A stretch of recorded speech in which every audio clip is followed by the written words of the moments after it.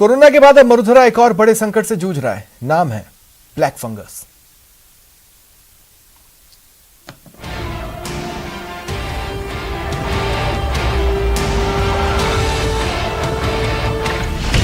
Corona के बाद अब दूसरी महामारी।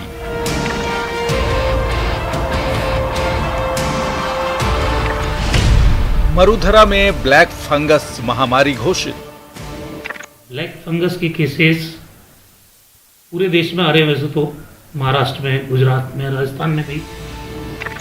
कोरोना से जूझते राजस्थान पर अब दूसरी महामारी का साया मंडरा रहा है और इस बड़े खतरे को भांपते हुए गहलोत सरकार ने राजस्थान में इसे महामारी के रूप में अधिसूचित किया है।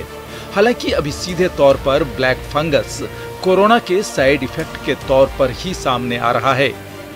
वो म्यूकोमाइकोसिस बोलते हैं और खतरनाक तरीके से ये व्यक्ति को जो कोविड इन्फेक्टेड होता है उसको प्रभावित कर रहे हैं। तो मृत्यु का परसेंटेज भी 50% के करीब है, जो बहुत चिंताजनक बात है। आपको बता दें कि राजस्थान में ब्लैक फंगस के 400 से भी ज्यादा मरीज सामने आ चुके हैं। एसएमएस अस्पताल ने ब्लैक फंगस के मरीजों के लिए अलग वार्ड बनाया है। तो जयपुर में ही ब्लैक फंगस से जूझ रहे मरीजों की संख्या 100 से ज्यादा है। जोधपुर, सीकर, पाली, बाड़मेर, बीकानेर और कोटा में भी ब्लैक फंगस के मरीज मिल रहे हैं। बढ़ते मामले को देखते हुए हरियाणा के बाद राजस्थान दूसरा राज्य है जहां इसे महामारी घोषित की गई है।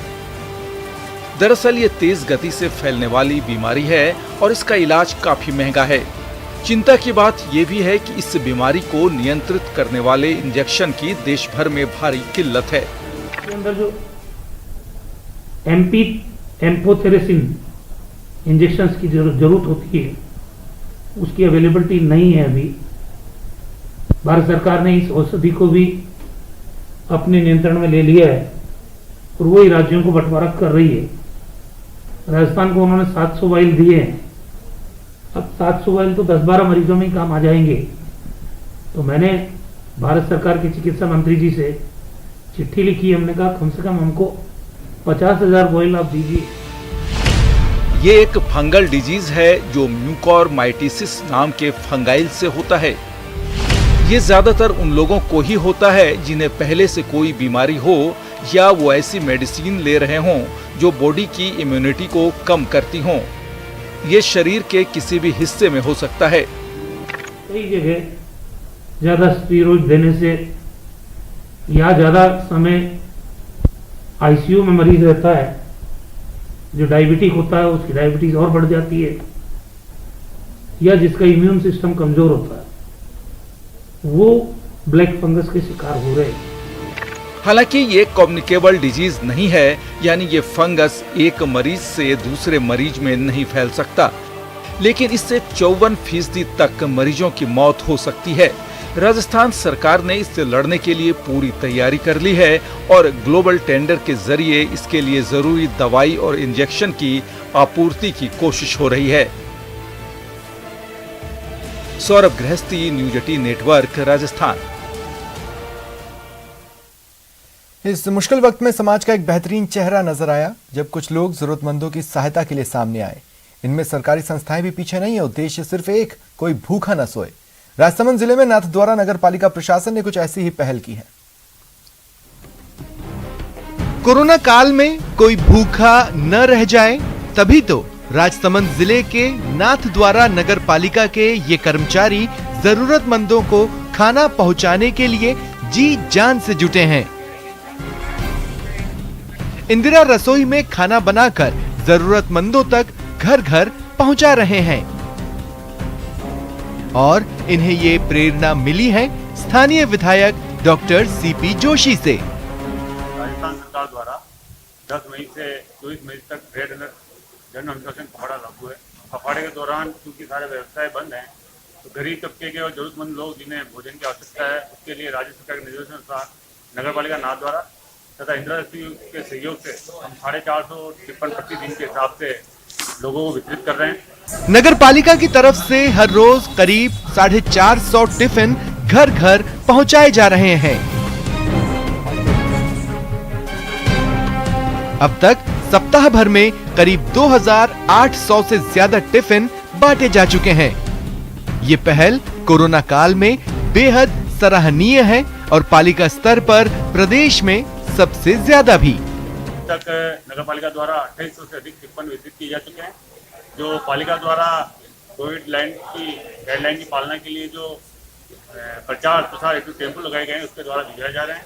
4 कार्मिक उक्त सूची का सत्यापन करते हैं, जिसके पश्चात आम जन को शुद्ध ताजा व साथी भोजन पालिका द्वारा उपलब्ध कराया जाएगा। पालिका ने इस काम के लिए 40 वार्ड में 4 कार्मिक लगाए हैं, जो जांच के बाद जरूरतमंदों को खाना सप्लाई करवाते हैं। इस दौरान खाना बनाते और बांटते समय कोविड-19 गाइडलाइन का सख्ती से पालन किया जा रहा है। न्यूज़ 18 राजस्थान के लिए अल्केश सनाढी की रिपोर्ट।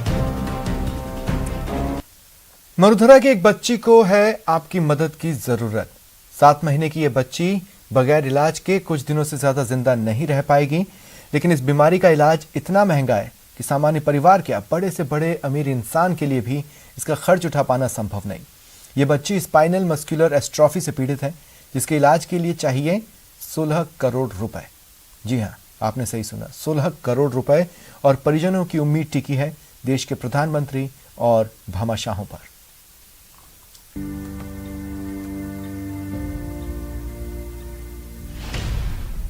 स्पाइनल मस्कुलर एट्रोफी से पीड़ित मासूम।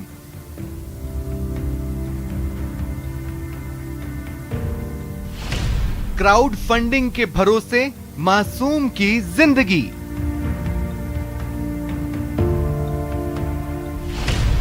पीएम मोदी से परिजनों ने लगाई गुहार। मासूम की जिंदगी बचा लो सरकार।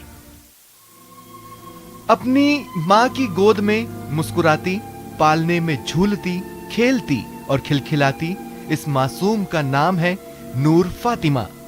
शहर के चुनगरान मोहल्ले में रहने वाली ये 7 माह की बच्ची स्पाइनल मस्कुलर एट्रोफी नाम की गंभीर बीमारी से पीड़ित है। ये डिजीज काफी रेयर है, जिससे पीड़ित मरीज बगैर इलाज के ज्यादा दिन तक जिंदा नहीं रह सकता। लेकिन देश में इस बीमारी का इलाज तक नहीं है। इस बीमारी का इलाज अमेरिका में है, जिसमें करोड़ों रुपए खर्च होंगे, लेकिन गरीब माँ बाप के पास गुहार लगाने के सिवा कोई रास्ता नहीं बचा है।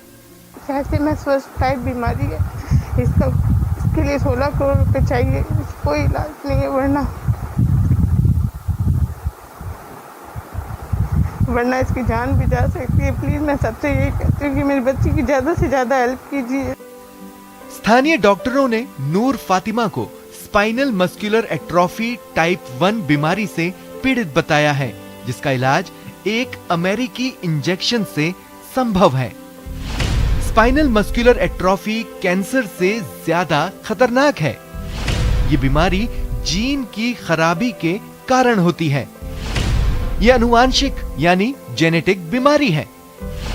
जेनेटिक स्पाइनल मस्कुलर एट्रोफी यानी SMA शरीर में SMA1 जीन की कमी के कारण होती है।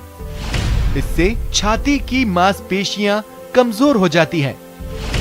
ज़ोलगेंस्मा इंजेक्शन उसे नए जीन से रिप्लेस करता है।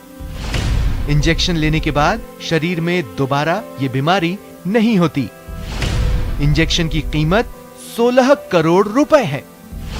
इंजेक्शन अमेरिका, जर्मनी, ब्राजील और जापान में उपलब्ध हैं। परिजन नूर फातिमा को बचाने के लिए क्राउड फंडिंग करने में जुटे हैं और पीएम मोदी के साथ ही सामाजिक संगठनों से मदद की गुहार लगा रहे हैं। वहीं डॉक्टर इस बीमारी को रेयर बताते हुए इसका इलाज संभव बता रहे हैं। ये जेनेटिक डिसऑर्डर वाली प्रॉब्लम है, जिसका और इसका कोई इलाज है नहीं। इसका सिर्फ इलाज जो है वो एक 16 करोड़ रुपए का टीका जो यहाँ नहीं अमेरिका में है।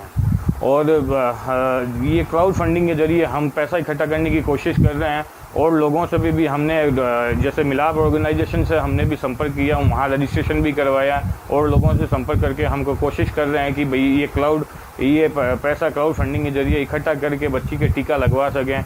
ये इस तरह के इंजेक्शन हैं जिनको ये सूट करता है, पहले स्टडी करके जीन थेरेपी से जीन कोडिंग करके इनको जीन थेरेपी करके ये अगर सूट करता है तो उनको अगर लगाया जाए तो ये बच्चे ठीक हो सकते हैं। जैसे ये जीन की बीमारी है जैसे, और रेयर डिजीज है, ये कोई सामान्य कॉमन डिजीज नहीं है। देश में अभी तक इस बीमारी का इलाज संभव नहीं है, वहीं विदेशों में इतना महंगा है कि पीड़ित के परिजन इलाज अफोर्ड नहीं कर सकते। ऐसे में उनके पास सरकार और सामाजिक संगठनों से गुहार लगाने के सिवा कोई विकल्प नहीं बचता। राम जगरवाल, न्यूज़ 18, बीकानेर। ताउते तूफान ने अभी भले ही राजस्थान में उतनी तबाही नहीं मचाई हो, लेकिन खतरा बरकरार है। इतना जरूर है कि अंधड़ और मूसलाधार बारिश ने जनजीवन अस्त व्यस्त कर दिया। के अंदर हल्की बारिश के अंदर जो अभी जयपुर विकास प्राधिकरण के द्वारा जो अभी कार्य किया गया था सिविल लाइन का, उसके अंदर लगभग 25-30 फीट के खड्डे हो चुके हैं, जिसके अंदर एक बहुत बड़ी जनहानि होने की संभावना है। चक्रवाती तूफान के कारण भीलवाड़ा में हुई मुसलसल बारिश ने ड्रेनेज सिस्टम की पोल खोलकर रख दी। जगह जगह पानी जमा हो गया, जिससे लोगों को खासी परेशानियों का सामना करना पड़ रहा है। फल और सब्जी मंडी में तो गंदे पानी में सब्जियां तैरती नजर आईं। वहीं जिले के शाहपुरा उपखंड में उम्मेद सागर बांध में पानी आ जाने से खरबूज की फसल को खासा नुकसान हुआ है।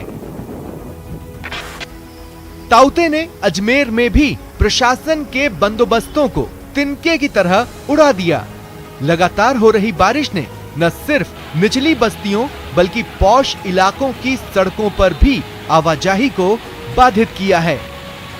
लगातार 10 घंटे से अजमेर में रुक रुक के बारिश का दौर जारी है और इस बारिश के जरिए आप देख सकते हैं अजमेर के हालात जो हैं, किस तरीके से ड्रेनेज सिस्टम जो है अजमेर का पूरी तरीके से धराशायी हो चुका है।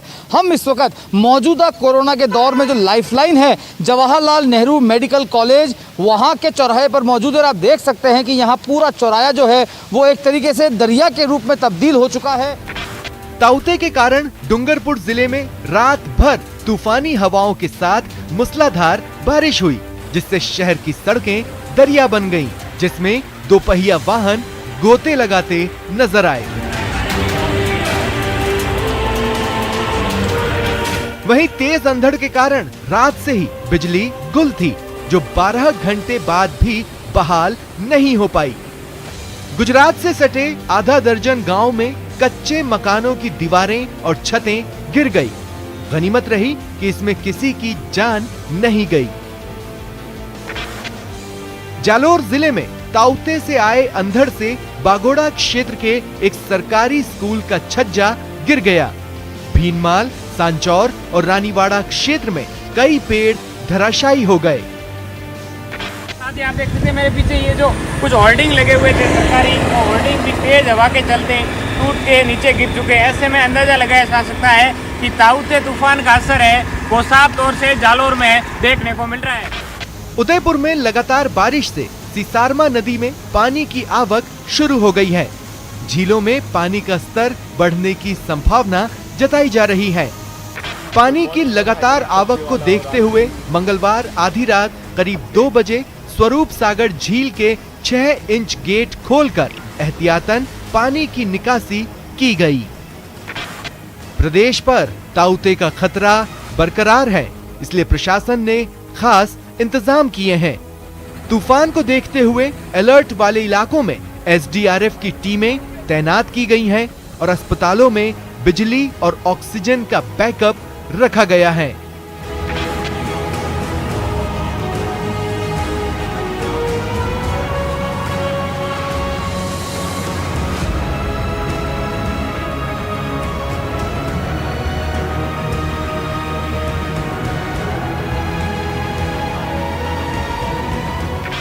Bureau report, news 18 Rajasthan.